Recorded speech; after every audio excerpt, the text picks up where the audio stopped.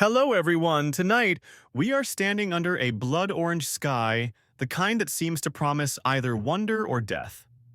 The ground beneath your bare feet is too warm, too soft, moss-covered, steaming, slightly from some recent storm that didn't ask your permission. Above you, trees stretch taller than your dreams of getting out of your hometown, their ferns fanning out like forgotten gods. But it's not the plants that stop your breath. It's the thing watching you. 6 tons of evolutionary perfection, eyes sharp enough to read your grocery list, teeth like daggers forged in nightmare steel, a head that could bite through a car door. Yes, you're staring up at Tyrannosaurus Rex and your mind is spinning with one question. Why are the arms so small? You laugh nervously. Then you freeze. Because when the beast steps forward, its tail slicing the air behind it, in one lazy swing you notice something. Those arms, they move. Not limp and useless like the internet said. No, they twitch, they flex, they brace. And you, dear viewer, probably won't survive long enough to ask a follow-up question. So before you get comfortable, take a moment to like the video and subscribe, but only if you really like what I do here. I'm not here to trick the algorithm just to outlive it. Also, drop your location and local time in the comments. I want to know what time period you're watching from. Now turn off the lights, maybe turn on the fan for some soothing noise, and let's get started tonight. You shuffle back slowly, keeping one eye on those infamous arms, each just over 3 feet long, ending in 2 fingers tipped with claws that would make a raptor blush. Everyone told you they were useless. The memes made fun of them. But no one bothered to ask the T-Rex how it felt about that. Here's the thing. The arms weren't always the butt of the joke. When the first T-Rex fossils were discovered in 1902, no one even knew where to put the arms. Some early reconstructions left them off entirely, like some tragic dinosaur Barbie missing its accessories. Others slapped on hilariously oversized limbs that looked like they belonged on a lizard Schwarzenegger. For decades, scientists guessed and argued and guessed again. Were the arms just leftover baggage from a more balanced ancestor? Were they shrinking because the head was doing all the work? Or were they something else? One paleontologist in the 1970s actually suggested that the arms were so short because they were disappearing entirely, like the appendix or your unused gym membership evolution just hadn't cleaned up yet. It made sense in a way. Why would the most powerful bite on land need arms at all? But here's where it gets weird. The arms weren't weak, far from it. Muscle scars on the bones show that they were ridiculously strong. Could curl a baby triceratops strong. And the joints. Tight, compact, and suited for one thing, close quarters control. Historians still debate whether the T-Rex's arms were shrinking because they weren't needed, or whether they were evolving for precision rather than reach. After all, you don't use a screwdriver like a sledgehammer. Maybe those arms weren't for grand gestures. Maybe they were for the kill shot, You duck behind a tree that smells like cinnamon and sap heart thumping in your throat. The T-Rex sniffs the air. For a moment, you think you're safe. Then its arms shift just slightly and you realize something chilling. They're coordinated. They're intentional. And in a world where survival comes down to seconds, even a small gesture can mean everything. By the way, off topic but important, did you know sloths in modern times can die because they mistake their own limbs for tree branches and fall? Evolution is weird. It doesn't care about what looks cool, it only cares about what works. You slide down into the muddy ditch, praying the T-Rex doesn't hear your breathing. But even now, as it stalks something smaller than you in the brush, maybe a wounded Edmontosaurus, maybe just a badger with ambition, you can't stop watching the arms. They flex, they brace, they slice. Useless. Maybe to you, but not to the monster that just used them to pin its prey against a rock and silence it with a single bite. Not to the predator that's ruled this land for over 2 million years. Not to a beast whose arms are exactly what they need to be. The air thickens with mist as you crouch lower. A frog the size of a dinner plate croaks beside you. Somewhere far off, something screams like a haunted cello.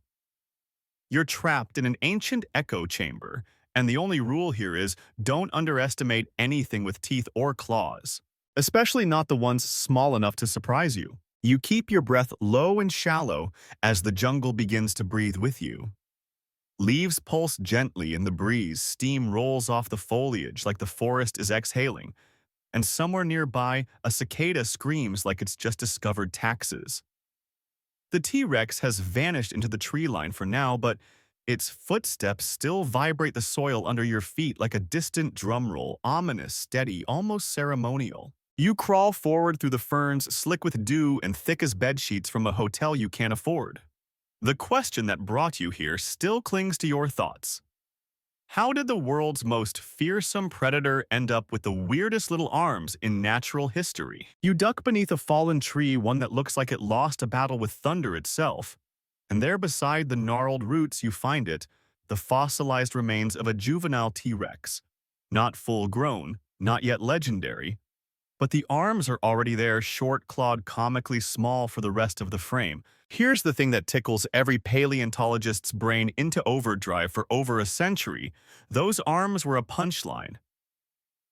The first full T-Rex skeletons discovered by Barnum Brown in the early 1900s were missing enough pieces that scientists had to guess where the arms even went. One early drawing placed the arms on the chest like a bird mid-curtsy. Another made them long enough to high-five a giraffe. Nobody knew. They just didn't expect something so fierce to have limbs so underdressed. Fast forward to the 1960s, and the image of T-Rex had become awkward. A lumbering reptile with a head like a truck, and the forelimbs of a disappointed gymnast. That's when things started shifting. A new generation of scientists began looking closer. X-rays, muscle reconstructions, joint studies, tools sharper than the teeth they analyzed. And what they found made things a lot more complicated. See, the bones don't lie. They tell you how the muscles were attached, how far the arms could move, what kind of force they could exert. And the T-Rex's arms. They weren't weak. They were weirdly strong. Short, yes, but sturdy. You wouldn't want to arm wrestle one, not unless you enjoy losing painfully and confusingly. One study even suggested that the arm's biceps alone could lift over 400 pounds. That's like bench pressing a vending machine. In fact, it's such an oddly disproportionate amount of strength that it forces you to reconsider the idea that these arms were just evolutionary leftovers. Historians still debate whether T-Rex's arms were shrinking because its skull and bite were doing all the work, or if the shrinking was strategic, trimming away reach in favor of brute force and reduced vulnerability. After all, longer arms stick out. They snap. They get bitten. Shorter ones. Tucked in. Compact. Harder to target in a death match. You brush some moss away from the fossil's wrist. There unmistakably are the curved claws. Two of them each about the length of a kitchen knife. They're not huge, but they're sharp, purposeful, almost surgical. A nearby lizard, bright blue and clearly regretting its life choices, scurries over your foot and vanishes into a hole. You wish you could follow it. Let's go off topic for a moment because your brain needs a breather. In 2006, an Australian man tried to rob a store using a boomerang. He missed, twice. Evolution may have gifted T-Rex short arms, but at least it didn't gift it bad aim and poor planning. Back to your fossil. You step back and realize something odd. The arm bones are fused more tightly than you expected. Not fragile. Not vestigial. These were bones made for holding on. Gripping. Maybe even slashing. You remember how the living T-Rex moved earlier, how the arms flexed just before the bite, almost as if bracing for impact. It's not hard to imagine the arms being useful in a moment like that. Picture this, you're a T-Rex. You've just sunk your 6-inch teeth into the back of a struggling hadrosaur. Its thrashing threatens to tear free. So you hook your arms around its flanks, not to drag it, just to hold it still long enough for the bite to do its job. That's the theory anyway. Some scientists have proposed that the arms were like meat hooks, not for punching, not for hugging, but for anchoring, like the final clamp that keeps your prey from getting away. And maybe, just maybe, they were used on each other too. You sit back on your heels and look around the jungle. It's easy to forget, surrounded by the noise of the present, that this place is a whisper from the past. Every rock here remembers more than you do, and it's laughing gently at your assumptions. The arms weren't useless, they just weren't yours. Your stomach growls, and you try not to think about whether you're becoming the subject of another creature's evolutionary adaptation. Far away, thunder murmurs low like the earth remembering something unpleasant. You rise, brushing the dirt from your knees, and begin walking again. The path forward is dark, but you're not alone. Somewhere up ahead, the jungle moves, and maybe, just maybe, there's another T-Rex waiting with those tiny, terrifying arms. You push forward through thick, fern-choked underbrush, each step sinking into loamy ground that smells like wet history. It's quiet now, too quiet. The kind of silence that makes your ears strain for even a hint of movement. Somewhere in this ancient landscape, the next clue waits. Not in a museum, not behind glass, but buried in a fossilized death pose under your soon-to-be blistered feet. You stumble across a shallow ravine, and there it is. Half buried in rust-colored clay, another partial T-Rex skeleton. This one's different. The skull is twisted at an angle like it died mid-roar, and one arm is raised toward its chest, claws partially curled. You almost imagine it reaching for something, maybe pulling, maybe pinning. But whatever it was doing, it wasn't just hanging limp. You kneel down beside it. The claws are the first thing that catch your eye. Not broken, not blunt, curved like hooks designed for one-job gripping. These weren't feathers on a bird claws, these were meat claws. And that's when it hits you. The T-Rex's arms weren't a joke. They were compact, powerful tools for holding on during the most chaotic moments of its life, feeding, fighting, falling. They were like climbing picks, except the thing doing the climbing had no interest in safety. Here's the thing. Researchers have found that the arms of T-Rex ended in two sharply recurved claws. This isn't just about slashing, it's about control. Picture a 6-ton apex predator using its jaws to clamp onto prey. The prey struggles, the jaws hold it, but the arms pin it, dig in, keep it from sliding out, like clamps in a butcher shop. Historians still debate whether these arms were primarily used for feeding or combat, but either way, they weren't just flailing around like some dinosaurian jazz hands. They had intent. There's even a theory that makes things more interesting. Some paleontologists believe that T-Rex used its arms to help itself stand back up after lying down or falling, gripping the ground like a push-up. Imagine that the king of the dinosaurs doing prehistoric burpees. Off topic but weirdly connected. Did you know octopuses taste with their arms? Not quite the same vibe as T-Rex, but it just proves that limbs can have all sorts of surprising purposes. Evolution doesn't waste a good structure unless it absolutely has to. Back in the ravine, you notice wear marks near the elbow joint of the fossil. Signs of frequent movement. Not the mark of a vestigial part that just tagged along for the ride. This arm was used, and often. There's also growing evidence from 3D muscle reconstructions that suggests T-Rex arms had more rotational control than we thought. Not flapping like a bird, but maybe capable of a limited inward twist just enough to grip something close to its body. Which is, of course, exactly where its prey would be after the bite. You take a moment to imagine the scene: a juvenile T-Rex, still figuring out how to hunt, latches its jaws around the neck of a protoceratops. The prey buck's flails, screeches, and then the claws come in hooking into soft tissue, keeping it steady. Not a flashy move, but effective, deadly, efficient. You sit back and try to picture how you fight if your biceps were 3 feet long and your face was the size of a love seat. Probably not with your fists, but a quick jab, a locking grip, a final tug to finish the job. Yeah, that might be enough. A buzzard-like bird screeches above you, snapping you out of the vision. You flinch, but the jungle doesn't care. It's always full of watchers. Remember when humans evolved opposable thumbs? That was a big deal, huge even. But you don't need fingers to matter. You just need leverage. Suddenly the wind shifts. The scent of rotting meat drifts through the trees. Not far off, something big is feeding. You can hear the rhythmic crunch, crunch, crunch of bone being cracked between teeth. And then for just a second, a low growl. You freeze. The sound of the crunching stops. You duck into a bush so thorny it could double as a dinosaur defense mechanism. Through the leaves, you spot the feeding T-Rex, its snout buried in something massive, its tail swaying lazily with contentment, but then you catch it that same motion as before.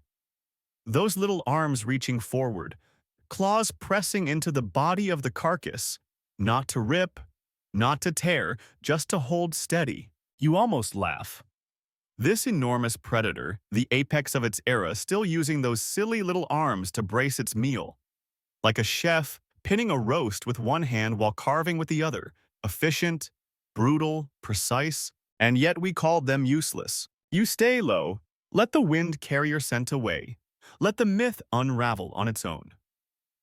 The king of dinosaurs was no fool, and neither were its limbs. You wait until the T-Rex has wandered off, full belly, bloodied jaw, tiny arms still glistening from their latest performance. Once it disappears into the tree line like a tank with feathers, you emerge from your hiding place. Thorns tug at your clothes and dignity alike. You dust yourself off with a grunt and glance back at the corpse it left behind, what's left of a hadrosaur, splayed like a broken puppet ribcage exposed like an open hand. But your attention isn't on the mess, it's on the gouges. 4 clean punctures clustered just below the ribs, narrow, deep, and almost evenly spaced. You crouch for a closer look. These weren't made by teeth. The spacing's too tight, the depth too shallow. You measure with your hand. 3 feet across, 2-pronged, just like the claws. That's when the shiver sets in. Because these weren't kill wounds. They were grip marks. The T-Rex didn't slash with its arms, it held on. And when it did so with enough strength to puncture muscle and crush cartilage. Somewhere behind you, a tree falls slowly as if embarrassed. You flinch again. But no danger comes. Just the creak of old wood and gravity's soft whisper. You keep walking, thoughts spiraling like ammonite shells. Why would evolution keep those arms strong if they weren't being used? Nature trims the fat quickly. If something costs energy, it better be worth the metabolic bill. And these arms weren't free. Each muscle, tendon, and nerve fiber had a purpose, or it should have been phased out. That's the weird part. The T-Rex arms didn't just stick around. They were beefy. The deltoid, the shoulder muscle, was thick. The biceps were short, but powerful. The bones weren't hollow like a bird's. They were dense, reinforced, more like a gorilla's than a chicken's. One scientist once estimated that a single T-Rex arm could lift nearly 450 pounds. That's 2 refrigerators and a small dog. You know, in case the dog was helping. Historians still debate whether this strength was meant for utility or legacy. Was it doing work or just the stubborn echo of an ancestor that once climbed trees or grappled prey with longer limbs? But strength that goes unused doesn't last long in nature. There had to be a reason. You stumble upon a clearing now, sunlight punching through the canopy in golden beams. And there at the far edge, a skeleton laid out like a museum exhibit, neck-arched, ribs curled inward, one arm frozen in mid-bend. You feel like you've stepped into a crime scene, or maybe a love letter from the past one scrawled in bone. You crouch beside the arm. It's intact, preserved better than most. The shoulder joint is set deep into the torso. The humerus angles backward, tight and close, not loose and dangling like you'd expect from a forgotten limb. And the 2 claws at the end serrated, curved like lockpicks. You imagine them digging into flesh not to kill, but to stabilize. like a climber's crampons on an icy ledge. And you remember that phrase from a documentary you half-watched at 2 a.m. The arms of T-Rex may have acted like grappling hooks during feeding or mating rituals. Yes, mating rituals. Let's not get ahead of ourselves, but it's worth remembering. For now, let's consider close combat. Paleontologist Kevin Paudian once speculated that T-Rex arms were too short to be useful in battle, but others disagree. Some say they were exactly the right size for close-quarters conflict. If a rival T-Rex got within biting range, the arms could be used to swat the opponent's eyes or grip the neck to pull them closer for a better bite. Sure, not elegant, but in a brawl, who's keeping score? Also off-topic, but worth a pause. The mantis shrimp can punch with the force of a bullet. It also has the most complex eyes in the animal kingdom. Meaning size, elegance, and subtlety don't always correlate in nature. Back in the clearing, you look again at the skeleton and think maybe the arms weren't flashy because they didn't need to be. Maybe their power was in their precision, like a switchblade. You don't need reach if you've already closed the gap. You try to flex your own arms in mimicry, elbow tight, hand curled inward. It's awkward, feels limited, but then you picture a creature 6 tons heavy pinning prey under its chest using jaws to kill and arms to finish what the teeth started. And suddenly, the pose makes sense. The forest thickens ahead. You push through low branches.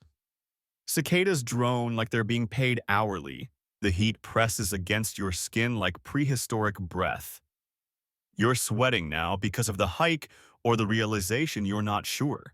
The T-Rex's arms weren't weak. They were selective, specialized. And maybe they were strong in a way we're just not built to understand. Not every tool needs to swing wide to be deadly.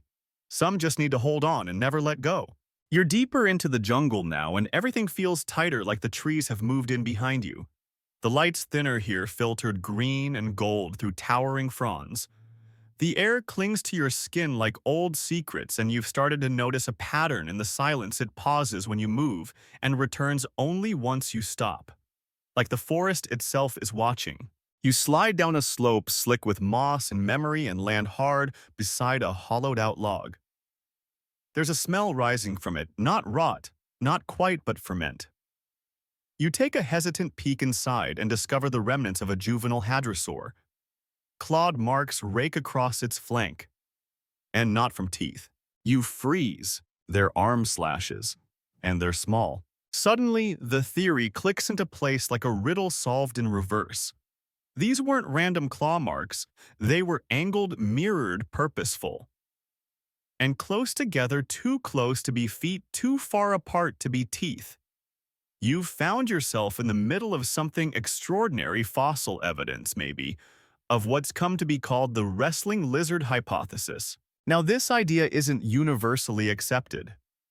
Historians still debate whether T-Rex engaged in grappling behaviors or simply relied on its colossal skull.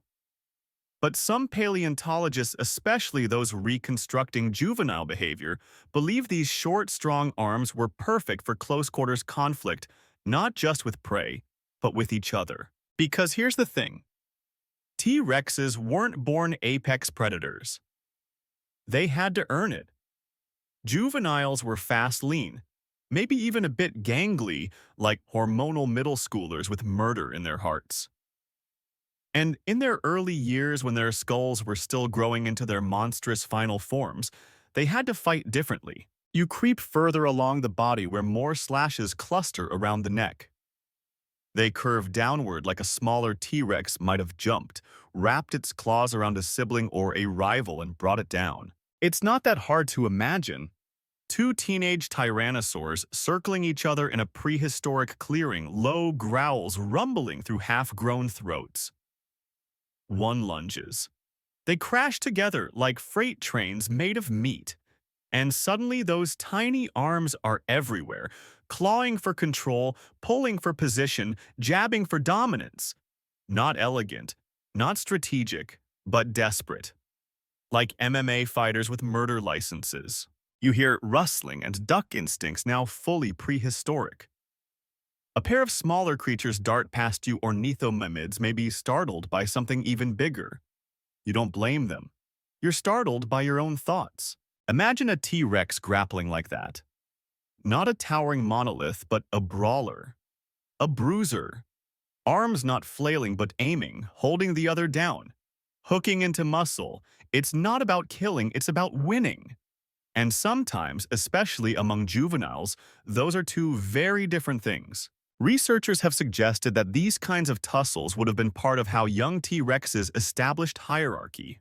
Practice fights, territory squabbles, dominance tests, and in a pinch, maybe even play. After all, many modern predators, from lion cubs to bear siblings, play fight to hone the skills they'll later use to survive. Let's pivot for a moment. Did you know that hippos kill more humans than lions? They're round, funny-looking, and spend half their day in the water. But push one too far and it'll explode into violence. Evolution's funny like that, it hides danger in unexpected places. Same with T-Rex arms. Short, yes, but capable of delivering a grip that could break ribs. Maybe even hold down a thrashing sibling. The idea that these arms were just for show is slowly crumbling, like fossilized denial. You crouch by the log, sketching the wound pattern with a twig in the dirt. There's a rhythm to it. Left claw, right claw, teeth, pause, then again, left-right bite. It's almost like choreography or instinct in motion. What if the T-Rex's arms weren't the main act, but a supporting tool that gave them the edge in close quarters when biting wasn't enough, when balance was lost, when prey wasn't dead yet but trying very hard to be somewhere else? Maybe these arms were the insurance policy. Maybe they were the difference between dominance and defeat. You stand slowly, brush yourself off, and glance at the trail ahead. The jungle seems to nod in agreement, or maybe just tremble under the weight of something far bigger walking somewhere beyond sight. The thought follows you as you move forward. T-Rex didn't just bite. It fought. And every part of its body played a role in that battle, even the parts we laughed at. Even the You duck under a branch shaped like a crooked rib and the air ahead tastes thicker. The sun is lower now. Shadows stretch across the path like reaching claws. But you're not afraid, because now you know what those little arms were really for. The sun finally begins to drop behind the prehistoric canopy, and the shadows that fall across your face feel like they've been watching you all day. Your shirt sticks to your back, your legs ache from crouching through brush, and your brain feels like it's been slow-roasted in dino trivia and existential awe. But you keep going. Because what you just saw back there, the hadrosauric carcass, the slashed hide, the methodical spacing of the claws, wasn't enough. You want to see it up close. You follow a winding trail of crushed foliage and shallow footprints. Not full adult T-Rex, smaller, maybe a juvenile, maybe something else. The path leads into a marshy patch where dragonflies buzz around your ears like gossipy fairies, and frogs croak with the enthusiasm of unpaid actors. And then the trees part and you see them. Two adolescent T-Rexes facing off. You drop flat behind a log, barely daring to breathe. They're not hunting, not exactly. They're circling each other, posturing, growling low and rhythmic like someone slowly dragging furniture across a hardwood floor. Their tails twitch, their heads sway. Then one of them lunges. No screaming, no cinematic roar, just violence. Sudden and efficient. They slam together chest to chest, teeth snapping, jaws twisting, and there it is. The arms. Claws flash. One T-Rex braces a hand against the other's chest, pulling in with the kind of movement you've seen in wrestling matches and bad high school fights. The other responds with a hook-like jab under the neck. Not powerful enough to kill, but absolutely strong enough to disorient, to shift weight, to tip the balance in a fight where everything is about leverage. They twist, slam to the ground, and the forest floor quakes. Leaves burst into the air, dust lifts like breath. One of them rolls and pins the other, jaws clamped near the shoulder, while the claws rake downward, not wildly but deliberately. You can hear the effort in their grunts, see the intention in their limbs. It's a close-quarters kill zone. And now you get it. The T-Rex didn't need those arms to strike from a distance. It needed them when its prey or its rival was already too close to bite. That's the zone under the head behind the teeth. The blind spot of a predator who can snap a femur in half, but can't always bring its skull down fast enough to win the grapple. The arms are for that moment. For when the enemy is pressed to your chest trying to escape the worst bear hug nature ever invented. Historians still debate whether this kind of behavior, arm-assisted grappling, was common or rare. Some argue the arms were only backup systems. Others believe they played an active role in T-Rex's entire lifestyle. But when you see it like this in real time, or as close as your imagination can bring you, it doesn't feel like a vestigial quirk. It feels like a tactical asset. And again, this wasn't just combat, because suddenly, the winner does something unexpected. He doesn't kill the other. He lets go. The pinned T-Rex scrambles up, huffs indignantly, and slinks into the forest. The winner stomps, once then snorts like a satisfied toddler. This wasn't a kill. It was a lesson. Off-topic but not really, male kangaroos also wrestle for dominance. Chest to chest, claw to claw. They balance on their tails and jab like boxing kangaroos from old cartoons, but they mean business. And more importantly, they don't always fight to injure. Sometimes it's just about who stays standing. T-Rex may not have been that different. A creature that size doesn't need to kill every time it fights. Sometimes a display of strength, a well-placed jab, and a controlled takedown is enough. You take a deep breath. Your fingers tremble a little as you write the moment into your mental notebook. The image will stay with you, say. It should stay with you. Because it changes everything. The arms are no longer comical. They're no longer a punchline. They're precision equipment. They exist because the head can't be everywhere at once. Because in a violent, crowded world of giants, sometimes a little control is the difference between surviving the minute or becoming someone's snack. The jungle stirs again. The two T-Rexes are gone now, vanished into the shadows like phantoms with a grudge, and you're left in the clearing alone with the ghosts of what you just witnessed. You glance down at your own arms, weak by comparison. Not built for grappling dinosaurs, obviously, but suddenly you feel a weird sense of connection. Because strength isn't always about size. Sometimes it's about what you do with what you've got. And T-Rex, it did plenty. Dusk settles like a velvet curtain over the jungle. The heat doesn't leave it, just hangs lower, heavier. You move more slowly now, not just from exhaustion, but from the creeping awareness that you're not alone. Every branch creak sounds like footsteps. Every gust of wind is a whisper warning you to look behind. But you don't. Not yet. You found another trail. Blood-spattered ferns, drag marks in the soil, and not far ahead a partial carcass, fresh, still steaming rib cage gleaming under the fading light. A hadrosaur again, or what's left of one. You step carefully around it, eyes scanning for signs of scavengers. But you already know what you're really here for. You kneel beside the torso, rib bones splintered, not chewed, crushed. Punctures near the shoulder, deeper than you'd expect from claws so short. You run your fingers over the marks, then trace backward. The wounds line up with the arms. You sit back on your heels, cold realization setting in those little limbs weren't just for holding or grappling. In the tightest corners of combat, they could break things. There's a theory not widely accepted but chilling all the same that T-Rex used its arms like blunt weapons during feeding frenzies. Imagine the scene, multiple T-Rexes gathered around a kill, jostling, roaring, biting, not just the prey, but sometimes each other. In the chaos, those arms become tools of survival.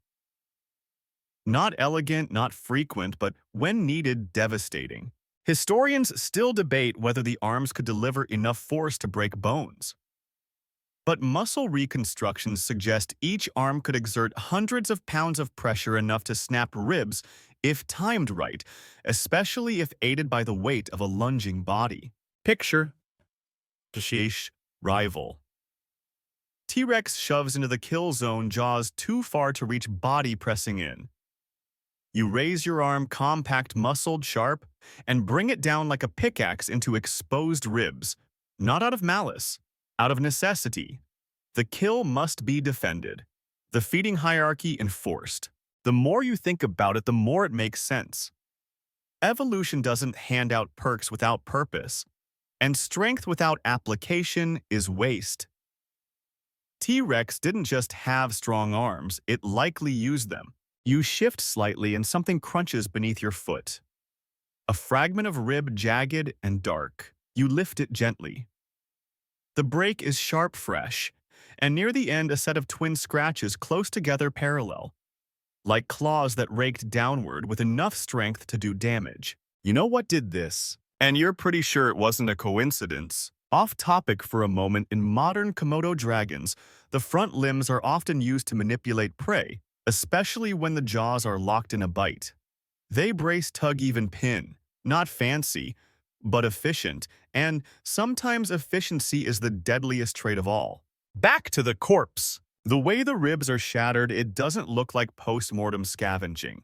This damage happened during the kill or in the immediate frenzy afterward.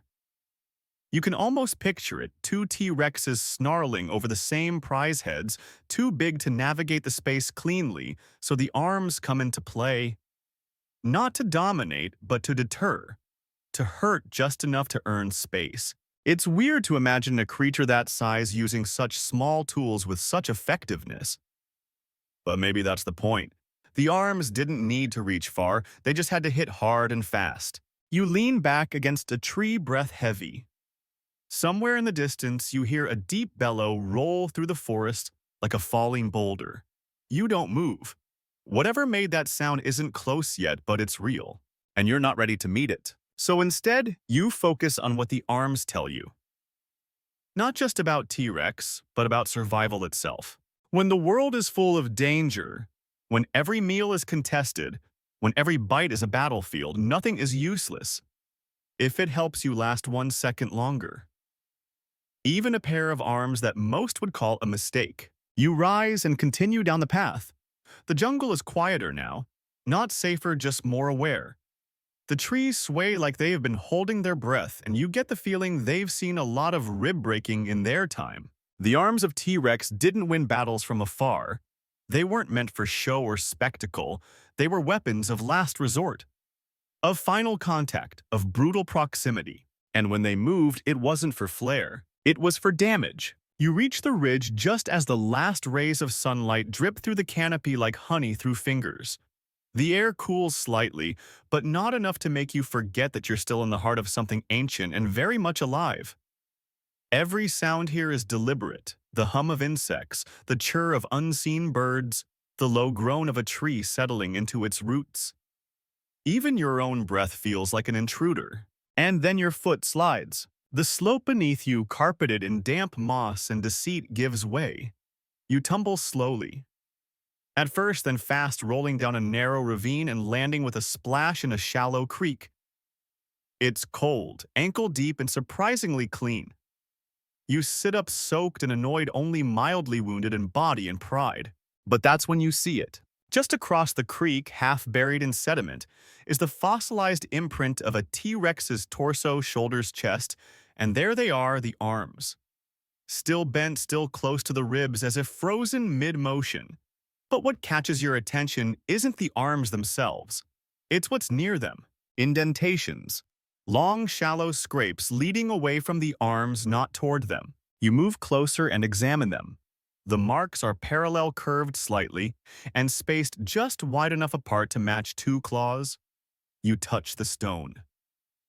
The grooves feel deliberate, like the creature pushed itself up from the ground using its arms. And then it clicks. These arms weren't just for feeding or fighting or dominance.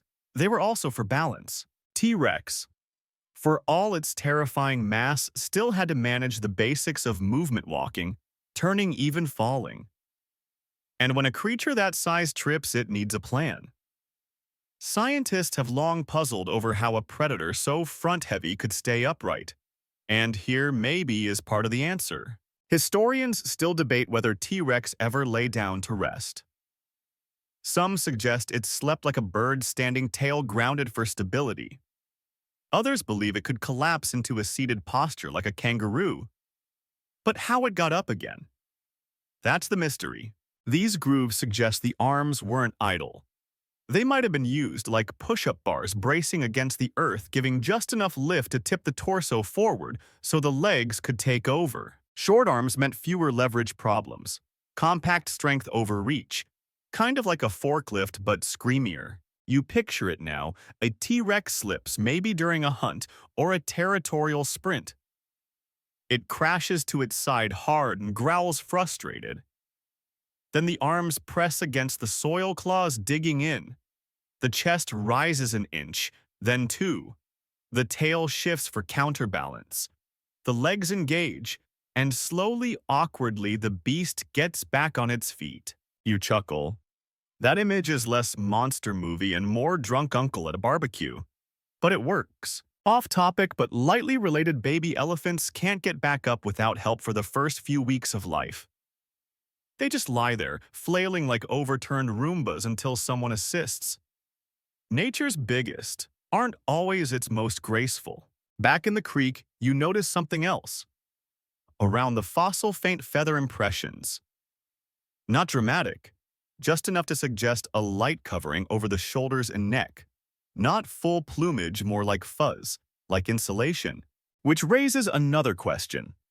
Did the arms help regulate heat? If T-Rex had any feathers and evidence says juveniles did, then perhaps these tiny arms helped tuck the chest, contain warmth, or shake loose water after rain.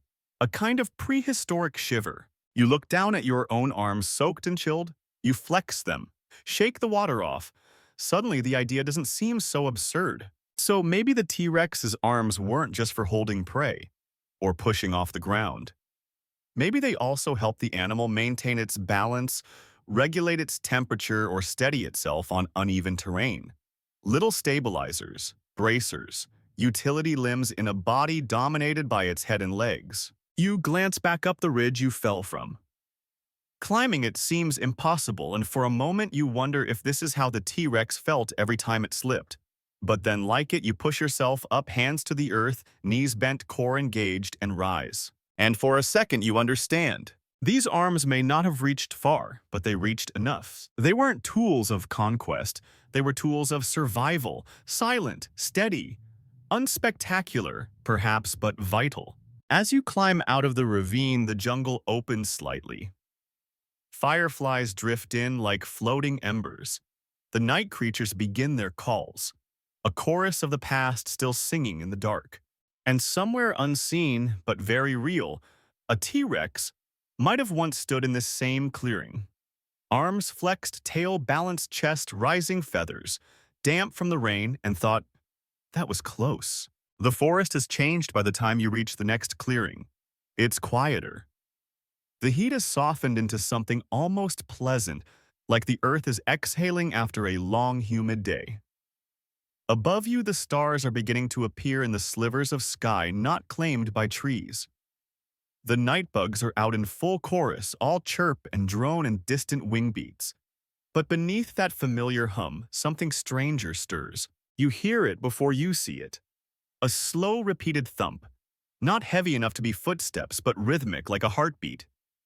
You creep forward, breath slow until the ferns part and you see them. 3 T-Rexes, a trio gathered in what can only be described as a moment of peace. 1 adult, 2 juveniles. They stand close, barely moving, heads lowered. Not eating, not hunting, just existing together. The adult nudges one of the juveniles with its snout, and in response, the youngster lifts one of its tiny arms and brushes it lightly against the adult's jaw. You blink. You were not expecting that. The gesture is so brief, so delicate, it almost looks like an accident. But then the other juvenile does the same, raises its arm, taps the adult gently on the shoulder, then pulls back. The adult lets out a low rumble. Not a warning. Not a threat. A response. And you realize these arms communicated. It makes a weird sort of sense. In animals with limited vocal range or in species that don't rely solely on sound gestures, become language. Think of dogs pawing at each other, elephants touching trunks, cats tapping you on the face at 3 a.m. demanding existential answers or food. T-Rex, for all its raw power, was still a social creature. Bone beds suggest they didn't always live alone. Trackways show multiple individuals moving in the same direction. Nesting grounds imply some form of parental care. And in that kind of setup, you don't just roar your feelings, you signal them. Historians still debate whether T-Rex lived in groups or simply tolerated each other during certain seasons. Some fossils point to cooperation, others to cannibalism. Nature is rarely neat, but if they did share territory, especially family units, then those little arms may have been more than tools. They were touch points. You crouch lower, watching the scene unfold. One of the juveniles scratches its own chest with a claw, then reaches towards the adult again. This time, the arm lingers a second longer, and the adult leans down, nudging the juvenile's side in return. They're not speaking, but they're not silent either. It's tempting to dismiss this as projection, your tired brain assigning meaning to random motions. But everything in this forest has fought to survive, and nothing survives unless it communicates. Even the plants scream in their own chemical way. Off topic for a heartbeat, some trees under attack by insects release pheromones to warn their neighbors, basically, hey, I'm being chewed alive, get bitter fast. Evolution rewards awareness of space, of others, of intention. Back in the clearing, the three T-Rexes shift positions. One juvenile tries to climb over a fallen log and slips. It flails, not dramatically, but enough to draw attention. The adult steps closer, the juvenile gets up, and the adult lowers its head again. Once more, the tiny arms raise, not in panic, in signal. Maybe the arms weren't made for strangers. Maybe they were made for each other. Not every weapon is meant for violence. Sometimes the sharpest things are the ones used for connection, for assurance, for comfort. You sit back against a tree, unseen, unbothered, and you think about what it must have meant to live in that world, surrounded by giants built like a nightmare, and still needing to say, I'm here. I see you. I won't bite yet. And maybe in those fleeting moments between bloodshed and bone breaking, the T-Rex found ways to be gentle with its mate, with its young, with the only creatures that didn't run at the sound of its footfalls. The little arms were part of that too. You close your eyes and listen to the thumps again, softer now. The sound of claws tapping bark. Maybe part of a ritual. Or just a habit passed down over generations of claws and roars. Whatever it is, it's working. You drift into a brief doze, heartbeat syncing with the jungle's rhythm.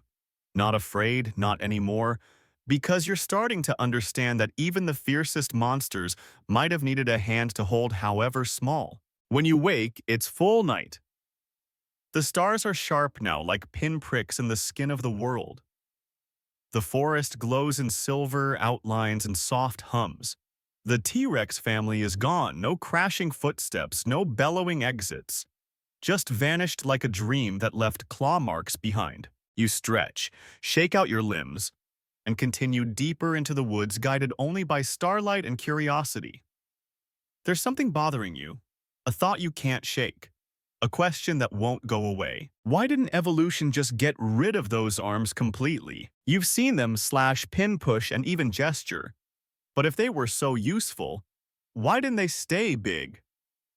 Why didn't natural selection reward the T-Rex with arms that matched its ego? Instead, the arms shrunk. And you know what? That's the really weird part. You crest a small rise and find yourself looking down at a fossil dig site. Old, abandoned, half swallowed by moss. A rusted generator sits by a collapsed tent long since claimed by roots. But the trench is still open, and inside, preserved in rock like nature's photo album, lies a partial skeleton. Not a T-Rex, but close. You recognize it. Tarbosaurus batar, a slightly smaller cousin from ancient Mongolia. And guess what? Its arms are even shorter. You slide down into the trench and crouch beside the fossil. The shoulders are there. The arm bones, too. They're hilariously tiny, comically stubby. It's as if evolution kept asking, how short can we go before this becomes a problem? And Tarbosaurus wasn't alone. Albertosaurus, Daspletosaurus, even Gorgosaurus, all part of the Tyrannosaurid family tree, and all had tiny arms, some even tinier than T-Rex. So what happened? Historians still debate whether Tyrannosaur arms shrank because the skull got bigger, or if the two evolved together as part of a trade-off. You want stronger bites. Fine, but you don't get long arms too. Nature's funny, that way every upgrade comes with a cost. There's also a theory that those arms shrank to avoid damage. In a group of apex predators that fought dirty, biting, thrashing, shouldering into one another, long arms would have been liabilities. Imagine getting your forearm ripped off just for showing up to a feast. Short arms tucked close out of harm's way, efficient, safe. That's not weakness, that's strategy. Off topic, but consider the kiwi bird. Tiny, nearly flightless, with wings so small they're invisible under feathers ends. But those wings still exist. Why? Because getting rid of a limb altogether takes a lot of evolutionary pressure. And sometimes keeping a little bit of a thing is more useful than getting rid of it entirely. Back at the dig site, you study the shoulder socket. It's deep, robust, not vestigial. A vestigial limb is like your appendix, useless, lazy, just waiting to burst. But the Tyrannosaur shoulder, that thing's built, which suggests that despite shrinking, the arms still mattered. Not flashy, not dominating, but not gone. And that's the paradox. The T-Rex's arms weren't abandoned by evolution. They were streamlined, trimmed down, specialized, kept strong even as they got smaller. You press your palm into the dirt beside the fossil. You can almost feel the tension of its last moment. Was it hunting, fighting, falling? Whatever it was doing, the arms were likely involved. Maybe as braces, maybe as balance, maybe as the final grip on the edge of a ledge it didn't survive. You stand slowly. The wind rustles through the trees like breath over an open bottle. Somewhere distant, an owl or something like one calls into the night. You realize you've spent the last few hours chasing an idea most people never bother to question. Why does a monster have tiny arms? Because they worked. Because evolution, for all its chaos and trial and error, doesn't usually keep things around that don't serve a purpose. Even weird ones. Even laughable ones. The T-Rex didn't need long arms. It needed useful ones. And it got exactly what it needed. The stars wheel overhead like they've got somewhere better to be, and you find yourself back on your feet, following a trail you didn't mean to find. The air has shifted cooler now, touched by the scent of distant water and something else. Something sour. Something rank. You round a bend and stop dead. Bones everywhere. An entire clearing strewn with them, shattered femurs, rib fragments, vertebrae twisted like driftwood. It looks like the skeletons of a dozen dinosaurs were dropped from the sky and stirred by an angry god. Some are half buried, some lie exposed. But all of them share the same story. They were eaten. You step forward slowly, crunching over cracked tibias and tooth-scored skulls. This isn't a kill site, it's a feeding ground. Or worse, a battle site. And then you see it. A femur, big, heavy, torn in half as if snapped by rage, and on its surface a distinctive mark, a bite. Wide, deep, unmistakable. T-Rex. But not just any bite. This one's too close to another. The spacing's wrong. It's not from a hunt. It's from another T-Rex. You swallow hard because you're standing in the middle of something no one likes to talk about: cannibalism. Tyrannosaurus rex didn't just kill other species. It killed its own. Historians still debate whether T-Rex regularly ate other T-Rexes, or if this was just a case of waste not want, not after a fight. But the evidence keeps showing up. Bite marks on arms, jaws, pelvises, all from creatures genetically identical to the biters. It wasn't a fluke, it was a pattern. And here's where those tiny arms come in again. Because when two T-Rexes fought, the jaws weren't the only weapons. The arms, short, sharp, powerful, were part of the carnage, used not to kill outright, but to control, to anchor, to maim. Imagine a territorial dispute gone too far. Two beasts circle each other, snarling, lunging, biting, and at some point one lunges in too close and the arms clamp down. Claws sink into the soft flesh just beneath the shoulder. Not enough to kill, but enough to hurt.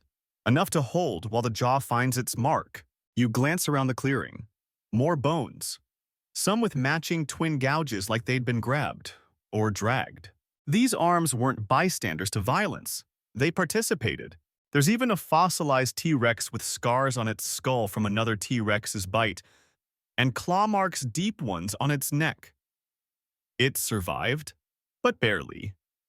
You imagine it walking away, bruised, bleeding, limping, maybe missing part of an arm, maybe because of one. Off topic, but haunting in certain spider species, males allow females to eat them after mating. It increases the chances their sperm will be used. Evolution doesn't play favorites. Sometimes survival means sacrifice.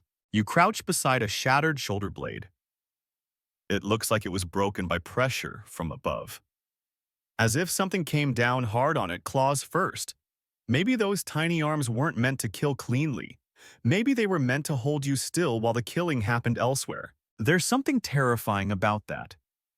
That a 6-ton predator didn't just bite and roar, it held you while it did. Pressed you to the earth with hands no bigger than your forearm. The ultimate insult, being destroyed by something so small you didn't even take it seriously. But clearly you should have. The wind shifts, the air thickens, and suddenly you feel it. The presence of something that might once have stood right where you are, arms twitching, jaws, dripping eyes, locked on arrival. Maybe it won. Maybe it lost. But one thing is certain. The arms weren't useless. They were part of the violence. You step out of the clearing slowly, not because you fear being hunted, but because you now understand just how complete a predator T-Rex really was. From its jaws to its tail, from its feet to those deceptively tiny claws, it was made to dominate. And sometimes to dominate its own kind. The bones fade behind you, but they cling to your thoughts like cobwebs. You walk on slower now, as if the weight of everything you've seen, of everything those little arms have done, has finally started to catch up. This isn't a monster with a design flaw. It's a machine with more parts than you expected. You hear a splash up ahead, then a grunt. You duck behind a thicket of reeds and peek through. 2 adult T-Rexes, side by side. But this time it's different. No growling, no wrestling, no torn carcasses or shattered femurs. They're nuzzling. You blink and look again. Yes, one is clearly smaller, the other heavier around the neck and hips. They're moving slowly, almost carefully. The larger one lowers its head, brushing the side of the smaller's body. And then just like that, the smaller T-Rex raises one tiny arm and rests it against the neck of its partner. You gasp quietly, but not from fear, from surprise. Because that little touch, it's not a fight, it's affection. You crouch lower, heart caught somewhere between awe and confusion. And you remember a theory you'd brushed past once late at night while scrolling, that maybe T-Rex's arms weren't just for combat. Maybe they were for mating. Historians still debate whether T-Rex was monogamous, polygamous, or just plain antisocial outside of meals and mayhem. But some fossil finds, like dual trackways moving side by side or nesting sites with multiple adult-sized prints nearby, suggest that at least some pairs stayed together.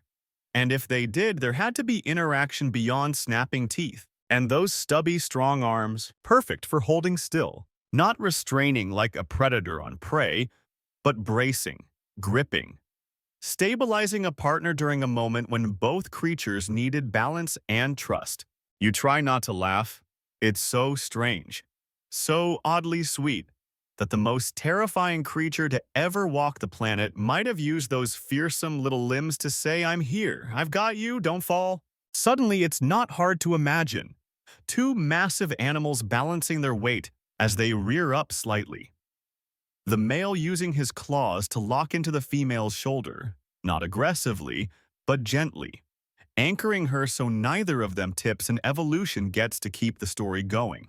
It's not sexy, no, but it's real. Off-topic but related, male seahorses carry fertilized eggs in a pouch. Sometimes the most unexpected parts of an animal's body get roped into reproductive business. Evolution is efficient, not modest. Back in the water, the two T-Rexes linger together a moment longer. Then the smaller one splashes away, slipping into the trees. The larger watches for a few seconds, then turns and walks in the opposite direction. No roaring, no chasing, just silence. You sit back and exhale. These arms, these absurd, ridiculed, GIF-worthy arms, they've now fought, pinned, grappled, pushed, braced, and maybe held on for love. And suddenly the joke's not funny anymore. These weren't leftovers. These weren't evolutionary mistakes. They were multi-tools, designed not for dominance but for survival in all its messiest, weirdest, most intimate forms. Combat, climbing, holding on after a fall, and now, possibly, companionship. You rise slowly, the memory of what you've just seen etched deep into your thoughts. Somewhere behind you, the leaves rustle. Maybe it's the male circling back, maybe not. But you don't run, because now you know those arms weren't built to impress you. They were built for the parts of life that didn't need spectacle, only strength. The jungle narrows around you now, denser, darker, older. The ground underfoot shifts from loamy soil to hard-packed earth, with roots like ancient bones snaking just beneath the surface. You walk slower, not from fear anymore, but from reverence. You've begun to understand that everything here has a reason, even what looks useless. A faint wind brushes the trees aside like a curtain, and you find yourself stepping into a wide open valley. And there, like ghosts of the past still refusing to lie still, are the silhouettes of tyrannosaurs. Not real. Fossil replicas, sculptures, markers. This place was once a research outpost, now long abandoned. Its signs faded and scientific ambitions overgrown. But someone left their theories behind in steel and resin, each T-Rex replica frozen mid-motion, each one labeled with a name, a region, and oddly enough, the length of its arms. You walk among them. Gorgosaurus libratus. Short arms, long legs, built for speed, not brute power. Daspletosaurus turosus. Broader frame. Arms nearly gone. Alioramus remotus. Longer snout. Tinier arms, practically decorative. And then you stop in front of a sculpture labeled Raptorex krigsteini, smaller than the rest, maybe half the size, but with the same proportions. Skull too big for its body, arms already shrinking, and it's 125 million years older than T-Rex. You stare at it, and the thought hits you like a tree falling in reverse. This trend started early, before T-Rex, before the titanic jaws, before the fame. The arms began shrinking before the animal even became a monster. Historians still debate why. Was it a quirk in the Tyrannosaurid blueprint? A side effect of their evolutionary gamble, trade your arms for jaws? Or was it something deeper? A choice that wasn't a choice repeated over millennia. You stand among these stone and steel ghosts and see the patterned predators with smaller and smaller arms paired with bigger and bigger heads. The ultimate shift from grasping to crushing, from fighting to finishing. And maybe, just maybe, they never joined the arms race because they won it a different way. Other theropods, the meat-eaters of the Mesozoic, had glorious weapons up front. Allosaurus had claws that could gut a cow. Spinosaurus had long arms and huge hooks. Even the raptors, small as they were, had slashing talons and grasping hands. But T-Rex, it focused on the endgame. It built a skull so strong it could bite through bone, then let everything else fade into function. Why? Because it didn't need long arms. It needed a neck like a wrecking ball and a bite that ended arguments. Off-topic but illustrative, crocodiles have little to no tongue mobility, useless for speech, but they didn't lose it. They just stopped needing it. Because once your bite can exert 700 pounds per square inch, you don't have to say much. You circle the statue of Raptorex, reaching up to touch one of the tiny arms. It's not even long enough to scratch its own chin. And yet, it's still there. Still muscled. Still clawed. Still ready. And maybe that's the point. T-Rex didn't lose the arms. It kept them. Reduced, condensed, simplified. But it held on to what mattered. You back away slowly, the sculpture fading into shadow behind you. As you leave the valley, you feel like you're walking out of a family reunion you weren't invited to but accidentally found the guest book. You'd seen the biggest and baddest of the tyrant lizards, and none of them had ever needed to reach far. They only needed to reach right. The night deepens into something thicker more than dark. It's dense now, like the jungle has decided to close the chapter with silence and shadows. Every noise feels further away. Every step seems swallowed before it lands. You walk slowly, hands brushing moss and bark, listening not for danger but for echoes. Because this part of the story doesn't roar, it whispers. You climb a ridge of cracked limestone, slipping once and catching yourself with a muddy hand. At the top, the trees fall away, and for the first time in hours you can see the sky. Vast, scattered with stars. And near the center, a strange glowing cloud, dust and starlight, and time drifting together like the breath of something old. You stand there for a while, long enough for your heartbeat to slow, for your thoughts to rearrange. And then it hits you. What did those arms reach for? When the sky went dark, you picture it 66 million years ago. The end. The asteroid. The moment every dinosaur unknowingly waited for. Fire in the sky, oceans boiling, winds that stripped flesh, and then silence, thick as ash. What did a T-Rex do in that moment? Did it fight? Did it flee? Did it howl at the sky as if teeth and rage could change gravity and flame? Or did it brace itself, arms out, claws gripping the earth against a future it couldn't understand? You sit down cross-legged on the edge of the ridge. Below in the valley, the jungle stretches like a sleeping beast. You imagine a T-Rex there, not hunting, not killing, just standing. Maybe the last of its kind. Its breath shallow, the sky above it turning black, and those little arms tucked in close claws curled not in violence but in fear. Historians still debate how long it took for T-Rex to vanish. Days, years. A generation. Fossil records show they were among the last standing kings of a crumbling world. The arms didn't save them, but then nothing could. What they did do perhaps in the final days was hold on. Maybe they clutched prey tighter. Maybe they steadied a collapsing body. Maybe they did nothing more than curl inward the way animals do when they know the end is coming. And that's where it changes. Because now you realize we've always seen the arms as ridiculous because we assumed they were built for attack. But maybe they were built for endurance, for surviving long enough, for doing just enough, for hanging on when everything else was falling apart. Off topic, but perfect cockroaches can survive for weeks without their heads. Why? Because they're simple, durable, built to endure. Maybe T-Rex was in its way the same. And those arms, they weren't for glory. They were for grit. You lie back now, head against the stone sky wheeling slowly above. And you let the final image come to you, not a monster, not a killer, but a shadow. A creature standing in the middle of a storm it didn't cause, didn't deserve, and couldn't escape. Its head held high, its arms drawn in, not in shame but in defiance. A last small act of balance, of resistance. The sky may have turned black, the light may have vanished, the world may have burned. But until the very end, the arms held on. You're walking again, but slower now, almost drifting. The trees blur past soft and ghost-like, as if the forest itself is beginning to fade into memory. The questions aren't as sharp anymore. They've settled into something quieter, something heavier. Not doubt. Not wonder, just understanding. The path leads you back to the beginning. A wide clearing you barely noticed before but now feels like the center of it all.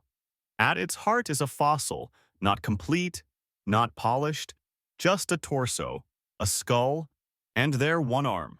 3 feet of bone and mystery. You kneel beside it, fingers hovering over the ridges of the humerus, the sharp arc of the claws. You don't touch it, not out of fear, but out of respect. This is what they left behind.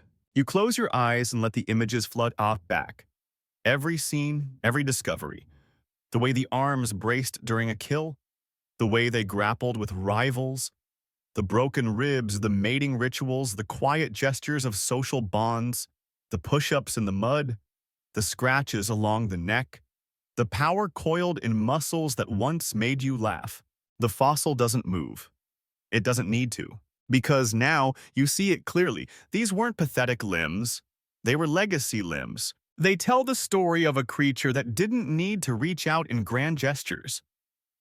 It didn't need to grab the world by the throat. It already had it in its jaws. The arms did the rest. They finished the hold. They steadied the landing. They braced the storm. They worked. And that's what haunts you most. Not the size, not the meme, but the truth you almost missed. Historians still debate whether the arms were an evolutionary oversight or an underestimated masterpiece. But now you know which side you're on. You stand the fossil still beside you, quiet and eternal. The stars flicker above like blinking eyes. And somewhere in the distant night, an owl calls once, then falls silent. Maybe the T-Rex didn't need its arms to survive the end, but it used them anyway. Used them until the last breath, the last meal, the last stand. And in doing so, it left behind not just bone, but proof. Proof that strength comes in strange places, that size isn't the same as purpose, that survival isn't always loud. Sometimes it's quiet, tucked in, sharp, small. You step back from the fossil. The wind picks up and carries the jungle's lullaby with it.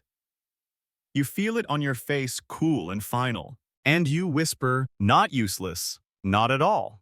So now, as the night folds in on itself and the stars pull their quilt across the bones of forgotten giants, let's let the last image settle. Not the roar, not the teeth, but the arms, small, curved, and steady. They weren't showpieces. They weren't leftovers. They were the quiet kind of strong. The kind that grabs on in the worst moment and doesn't let go. The kind that doesn't win awards or headlines but holds the line anyway. You've seen them brace for the fall, claw through the mud, crush ribs in silence, and touch companions in moments too tender for sound. You've watched them steady the beast when the world slipped, when gravity threatened, when the earth itself seemed unsure. Even in extinction they speak, and they don't shout. They whisper, hold on. Not all strength is loud. Not all power is long. Sometimes greatness is just a small arm doing its job long after the world has stopped watching. So sleep now, knowing that even the fiercest creature that ever walked this earth had something small, something strange, something misunderstood, and it mattered.